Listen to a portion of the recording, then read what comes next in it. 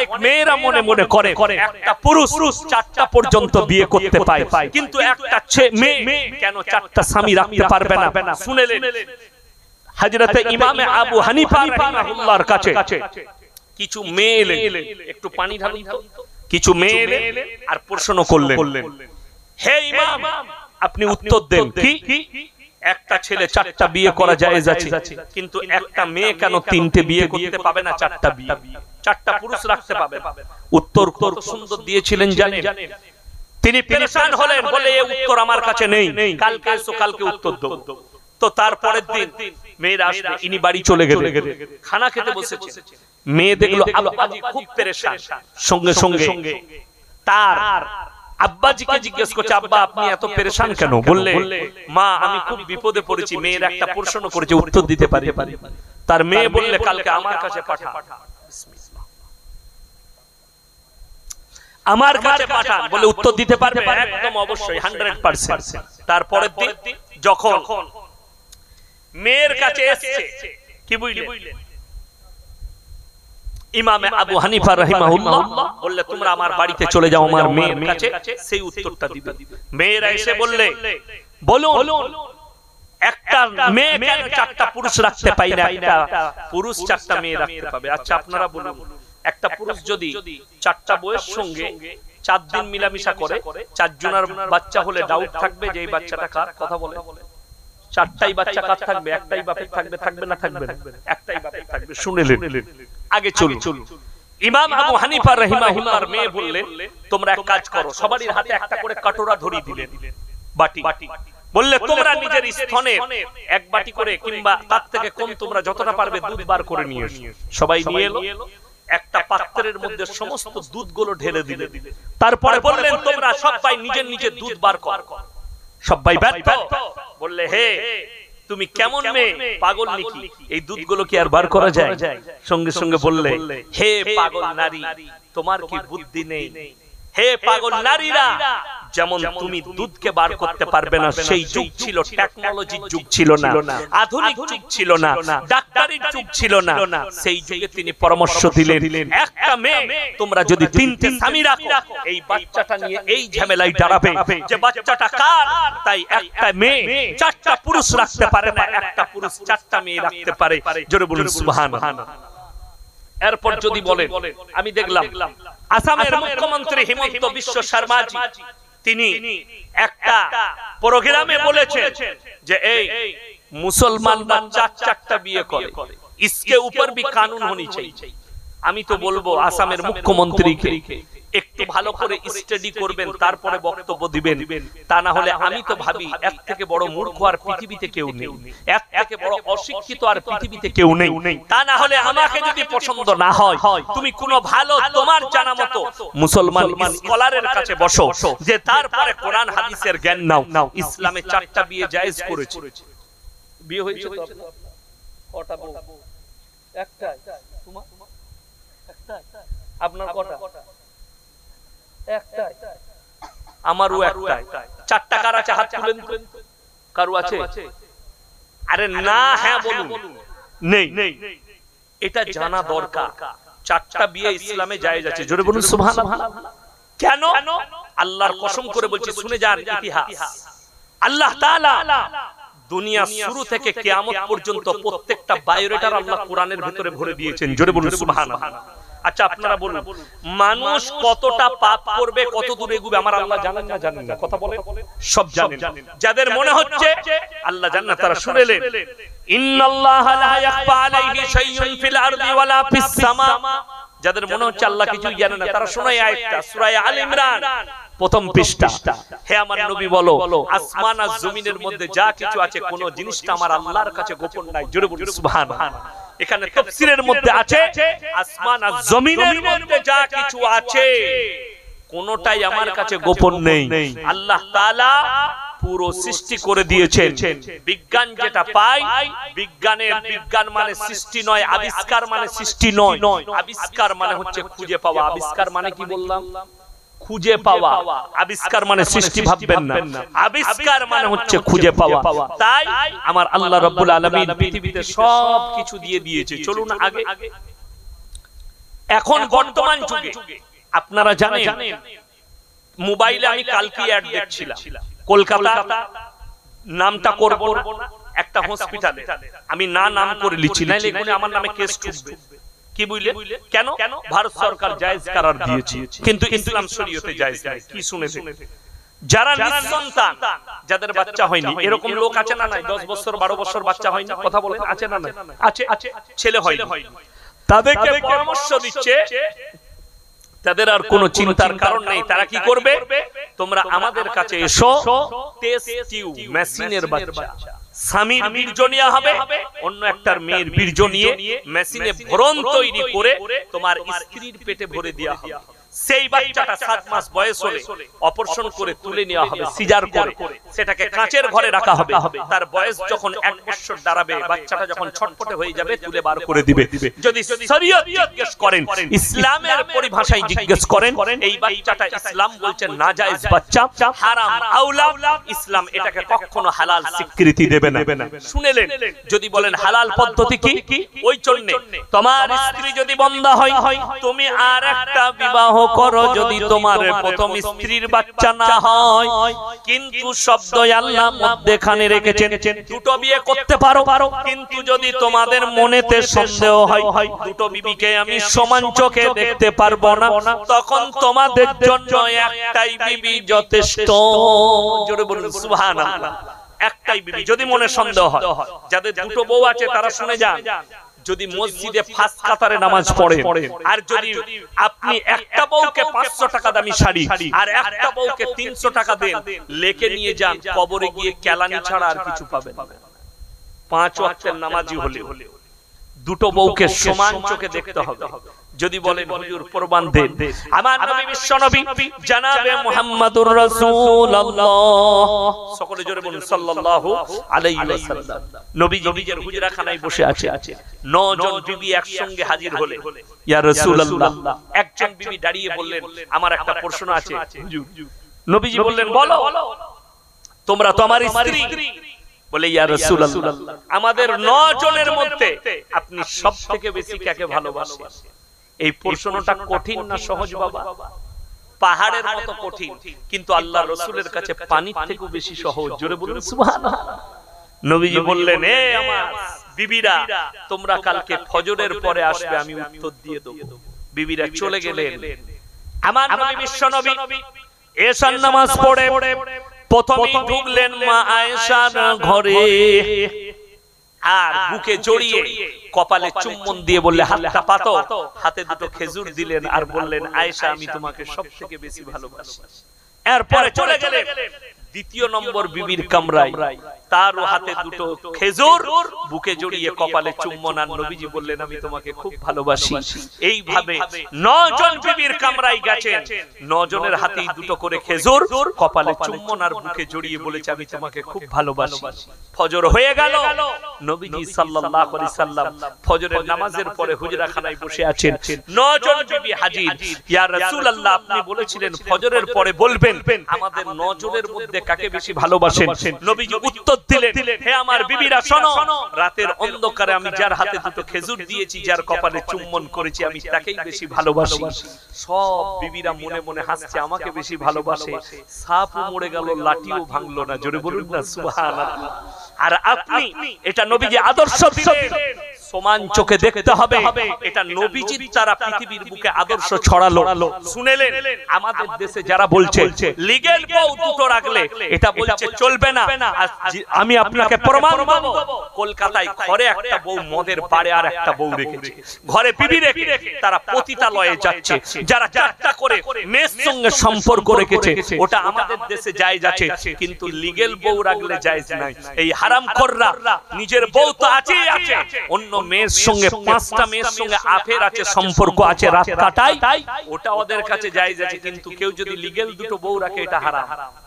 নাউজুবিল্লাহ বলে, নাউজুবিল্লাহ বলে, আল্লাহ তাআলা হেফাজত করুন।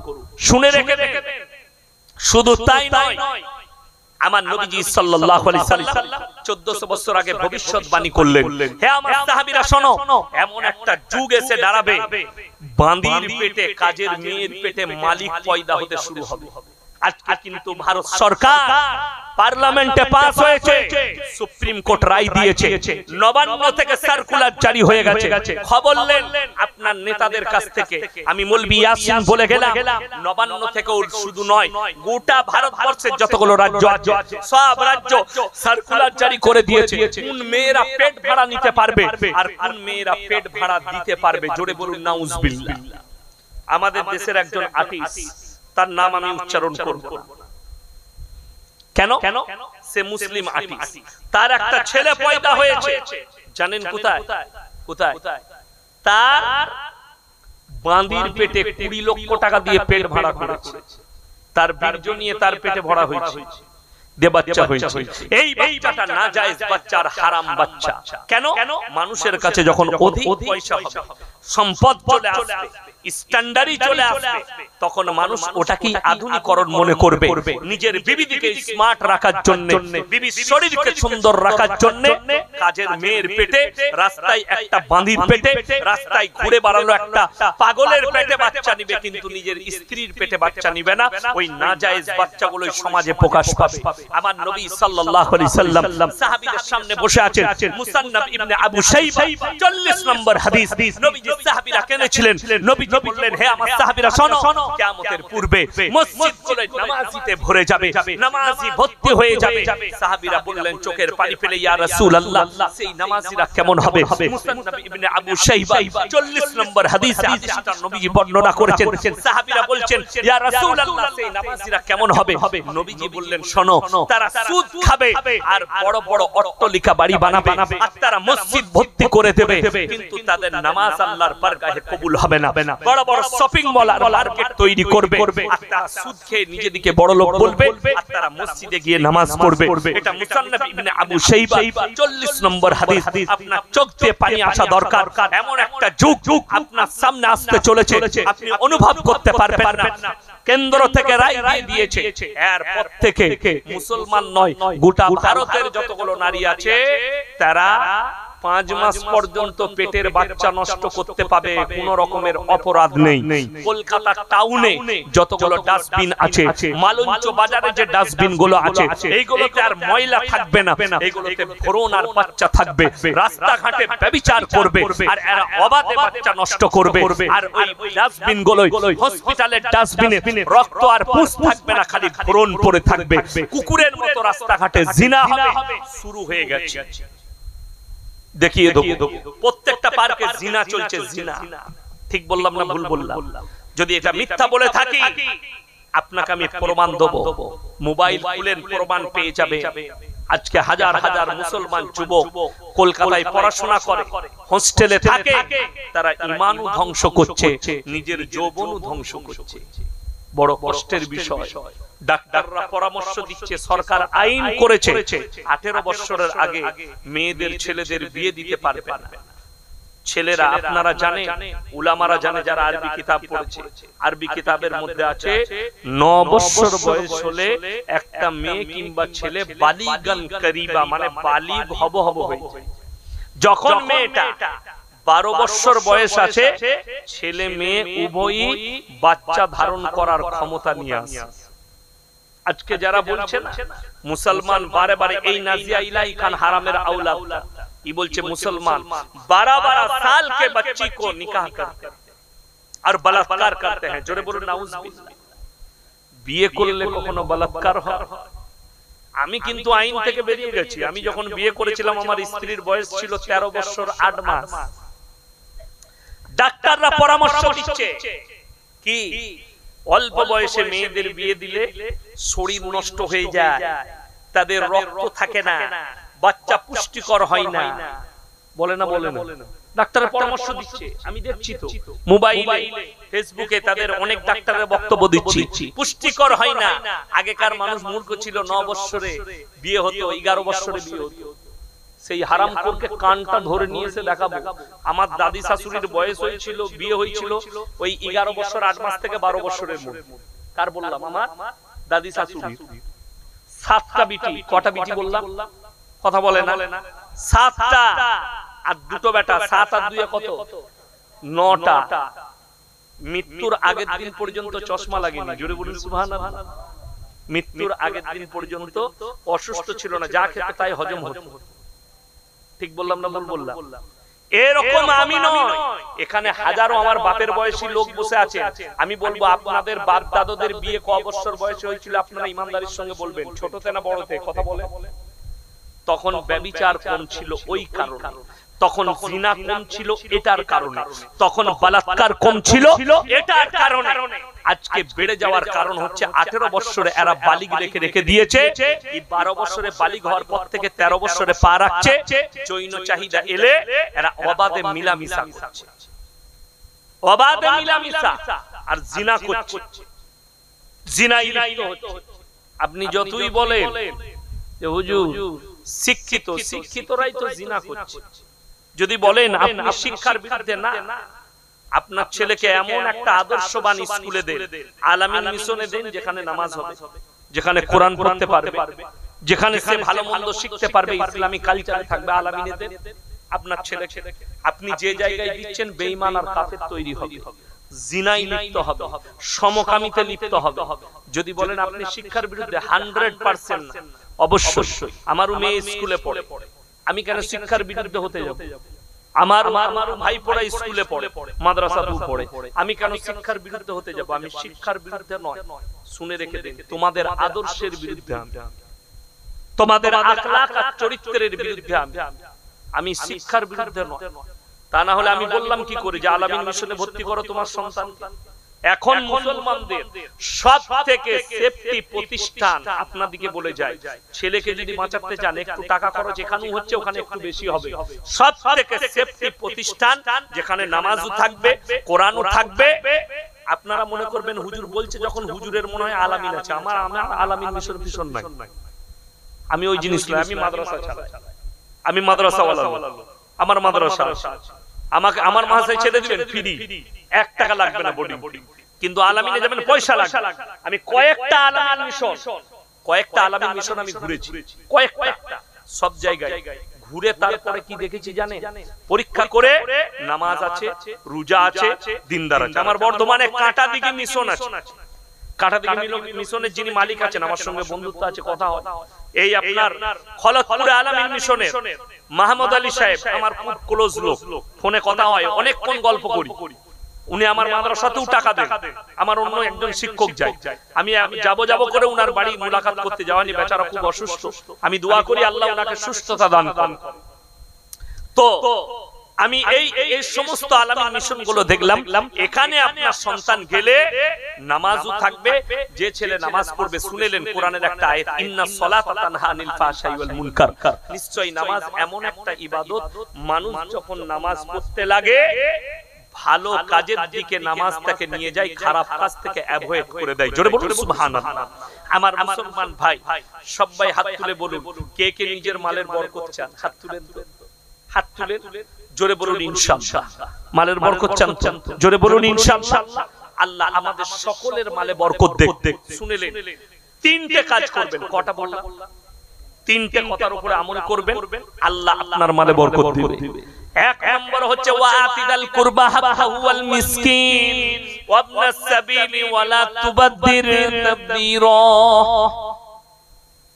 ইন্নাল মুবাদদিরিনা কানু ইখওয়ানাশ শায়াতিন ওয়া কানা আশ-শাইতানু লিরাব্বিহি কাফুরা।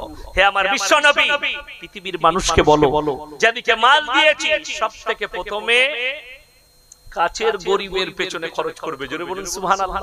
সবাই করব, জোরে বলুন ইনশাআল্লাহ।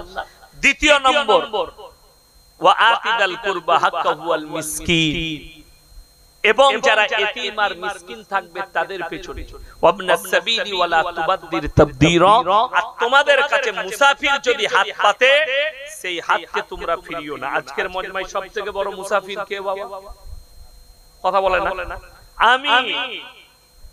আমার বাড়ি থেকে এখানে রাস্তা হলো 194 কিলোমিটার, প্রায় 200ই ধরুন কম বেশি। আমি সবথেকে বড় মুসাফির। আমি আপনাদের কাছে শুনে নেন, আল্লাহ মাল কাড়ে কখন? ইন্নাল মুবাদদিরিনা কানু ইখওয়ানাশ শায়াতিন। যখন মানুষ অপব্যয় করে আল্লাহ মালকে কেড়ে নেয়। আমি আপনাদের কাছে অনুরোধ করছি, আমার ভাইয়েরা যারা আল্লাহকে ভালোবাসেন, দ্বীনকে ভালোবাসেন, এই বাবুদের জন্য, প্রোগ্রামের জন্য, কোরআনের মাহফিলের জন্য আমি আপনাদের কাছে হাত পাচ্ছি, আপনাদের কাছে রুমালটা পাঠাচ্ছি। যে যা পারবেন রুমালে 100 200 50 500 100 রুমালটা দেন। দুজন ধরে, বাবু ধরে, যে যা পারবেন আল্লাহর ওয়াস্তে শুনেলেন। যাকিরা গচ্ছিত সম্পদ, কিয়ামতের দিনে মানুষ কাঁদবেন। নবীজি বললেন যাকিরা গচ্ছিত সম্পদ। কি কাঁদবেন? মানুষ মনে মনে ভাববে আমি আরো কিছু টাকা দান করলে আমার মঙ্গল হতো, আমি আরো কিছু টাকা দিলে আমার ভালো হতো। মানুষ এই বলে কিয়ামতের দিনে কাঁদবে, কিন্তু সেদিনে উপায় থাকবে না। আজকে আমার ভাই আপনাকে বলবো 10 5 1 2 পর্যন্ত যার কাছে পকেটে যা আছে আল্লাহর ওয়াস্তে এই রুমালের মধ্যে ফেলেন। এই রুমালে ও বাবু এক দাঁত থেকে লাও না, এক দাঁত থেকে সামনে থেকে লাও, মিডল থেকে লিচ্ছ কেন? এক দাঁত থেকে। আমার মুসলমান ভাই আপনাদেরকে আমি বলি, আল্লাহর নবী সাল্লাল্লাহু আলাইহি সাল্লাম মক্কা নগরীতে এলান করেছেন ওয়ামা ইউকরিদুল্লাহ কারদান হাসানা, আল্লাহর রাস্তায় কে কি কারদে হাসানা দিবে। ইউটিউবাররা শুনেলেন, কেউ আমার বক্তব্যে আমি শিরক বিদআত নিয়ে বলেছি, কোন রকমের কোন ঠাকুরের হিন্দু ভাইদের কোন ফটো দিয়ে থাম্বনেল দিয়ে ছাড়বেন, বাকি সব থাম্বনেল দিবেন, কোন অসুবিধা নেই। ইসলামিক থাম্বনেল দিবেন, উল্টো পাল্টা। আর আমি যে বক্তব্য দিয়েছি সেটাই দিবেন। মুসলমানদের জন্য আপনি লিখে দিবেন থাম্বনেলে মুসলমানদের জন্য পূজোর প্রসাদ খাওয়া জায়েজ না না জায়েজ, এই ধরনের থাম্বনেল দিবেন। ইসলামে জায়েজ না না জায়েজ, এই ধরনের থাম্বনেল দিবেন। কোন ভাইকে আঘাত দেয়া যাবে না, ইসলামে নিষেধ আছে। আল্লাহর নবী এলান করলেন ওয়ামা ইউকরিদুল্লাহ কারদান হাসানা, আল্লাহর রাস্তায় কে কি কারদে হাসানা দিবে বলো। আল্লাহর নবী সাহাবীরা নিজেদের জান মালকে কুরবান করে দিয়েছেন আল্লাহর রাস্তায়। আমার ভাইরা নামাজ কয় ওয়াক্তের বাবা? কথা বলে 5 ওয়াক্তের। আমি দেখতে চাই আল্লাহর 5 জন বান্দা কে কে আছেন 1000 করে টাকা নিয়ত করবে। 5 জন বান্দা আল্লাহ 1000 করে টাকা দিবেন। 5 জন ভাই কে কে আছেন 1000 করে টাকা 5 জন আল্লাহর বান্দা কে কে আছেন দিবেন। 5 জন ভাই, 5 জন আল্লাহর বান্দাকে আমি দেখতে চাই যে 1000 করে টাকা এই মাজমার জন্য দিবেন। 5 জন ভাই আল্লাহর বান্দা কে কে আছে? মাত্র 1000 করে বলেছি। 5 জন যুবক ভাই, কেউ চলে যাবেন না, আমার পরে ভাইজান আসছেন, আরো মূল্যবান কথা বলবেন, এক্ষুনি আসছেন ইনশাআল্লাহ। তাই আমার ভাই আমি বলবো 5 জন আল্লাহর বান্দা কে কে আছে? কোন আমার মুসলমান ভাই আছেন 5 জন? মাত্র 1000 করে টাকা দিবেন আল্লাহর ওয়াস্তে, দিনের খাতিরে। আল্লাহর নবী সাহাবীরা নিজেদের জান মালকে কুরবান করেছে, দ্বীনের জন্য নিজেদের সব কিছুকে কুরবান করেছে। তাই আমার ভাই সকলকে অনুরোধ করব, আপনারা নামাজি হন, দিনদার হন, মুসল্লি হন, পরহেজগার মুত্তাকি হন। আল্লাহ তাআলা আমাদের সকলকে কবুল করুক, আজকের প্রোগ্রামকে কবুল করুক, আজকের জলসাকে আল্লাহ কবুল করুক, আজকে আমাদের হাজিরিকে আল্লাহ কবুল করুক, এখানের হাজিরিকে আল্লাহ কবুল করে নেক। আমরা যারা এসেছি, যারা আসছেন, আমার পরে ভাইজান আসবেন, মূল্যবান কথা রাখবেন। আমার ভাই আল্লাহ রাব্বুল আলামিন দ্বীনের উপরে প্রতিষ্ঠিত করুক, আমাদের সকলকে হেফাজত করুক, এই আল্লাহর রাস্তায় চলার আমাদের সকলকে তৌফিক দান করুক। নিজেদের সন্তানদেরকে দ্বীনি শিক্ষা অবশ্যই দিবেন, দুনিয়াবি এডুকেশন দেন, আপনার ছেলেকে শিক্ষা দেন, দুনিয়াবি দ্বীনি অবশ্যই দিবেন। গ্রামে মসজিদে মক্তব চালান, আপনার ছেলেরা যেন মক্তবে কোরআন শিক্ষা নেয়।